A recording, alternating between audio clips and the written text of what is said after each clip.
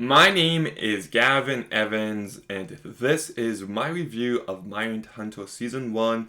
And I was really looking forward to this show because I do believe it's David Fincher behind it, and he's one of the best directors ever. And you can tell based on the quality of this show because, damn, it's really great. I was a little worried for a bit because I'm just like, oh, this show kind of has a case of the week kind of format to it. But then by the time you get to the end of the last episode, you're just like, wow, all the characters have progressed, all of the relationships have progressed, and there's a lot more to this crime show than all the like the CSIs and the Law and Order. There is a lot more depth and nuance here. But let's begin talking about the cast and characters. And first, you've got Jonathan Groff, who I do really like as an actor. It's nice to see him back. Um, you can just get a sense that this character is trying to do the right thing, and he succeeds a few times, and you can see how that really gets to his head and how he becomes more of an egomaniac.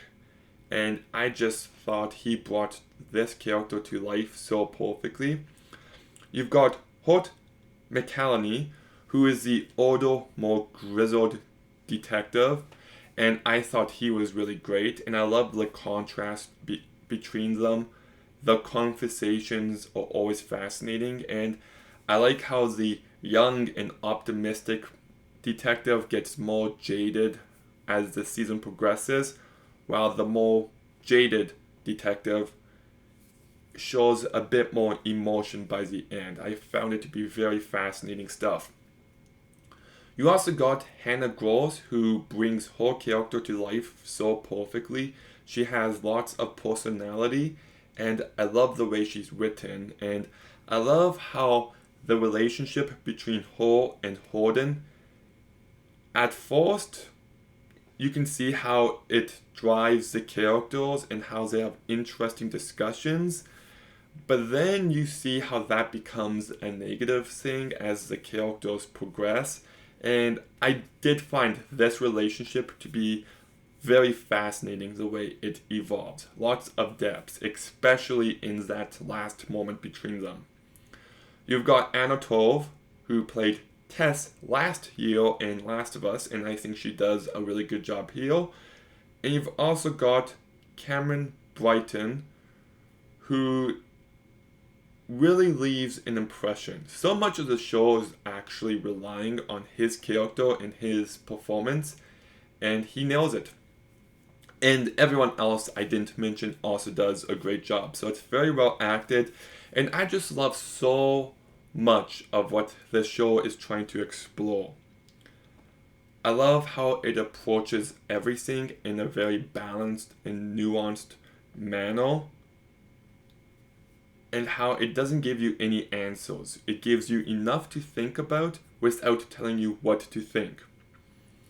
And some of these subjects I do struggle with. Like, if you try to understand criminals and what set them on their path, does it humanize them a bit too much? Does it justify some of their terrible actions?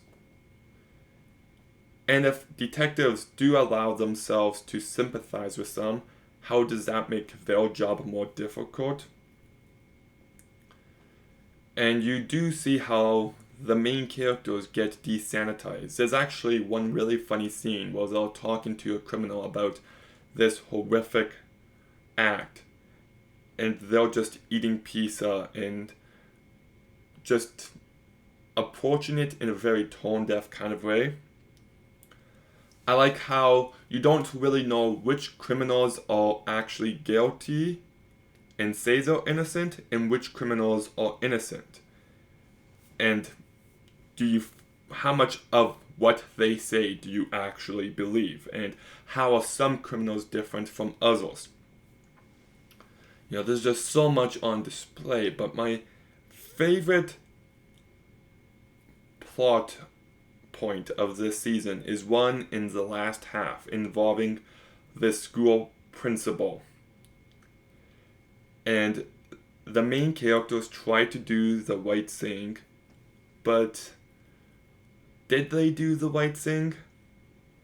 How if you're wrong about something, you can ruin an innocent person's life, and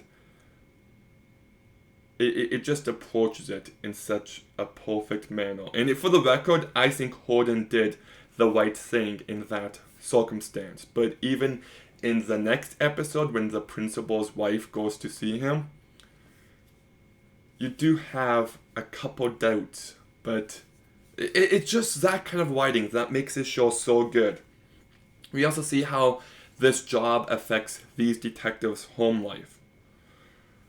And then in the last two episodes especially, we get a sense of what methods of trying to get answers is okay. If you have to say some disgusting things yourself to get some answers, is it worth it? Do the ends justify the means? And also, how valid is any answer you're given if you already go into it with your mind made up? And then the last episode, there's an aspect of the hypocrisy of the systems in place. Holden's getting interviewed by these two guys who are in charge of him, and they end up doing the exact same thing that he does. And it's just, it doesn't feel like, and then it's about this, and then it's about this. No, it just feels like a natural progression of the story and characters. It's so ingrained in every inch, not every inch, every second of this show. And it's just filled with these compelling ideas, and it's very well directed. I love some of the song choices they end the episodes with. And some of these criminal acts you hear about are truly horrific. So I was really impressed by this show. There's so much to digest and to be thinking about. You could have a lot of fascinating conversations after watching this show. It might drag in a few spots here and there, but man, I can't wait to watch season 2, so I'm gonna go ahead and give Mindhunter season 1 an 8.5 out of 10. Okay, have you seen Mindhunter? What did you think? Let me know in the comments down below. Make sure you like, comment, subscribe, stay tuned for some more videos soon, and Gavin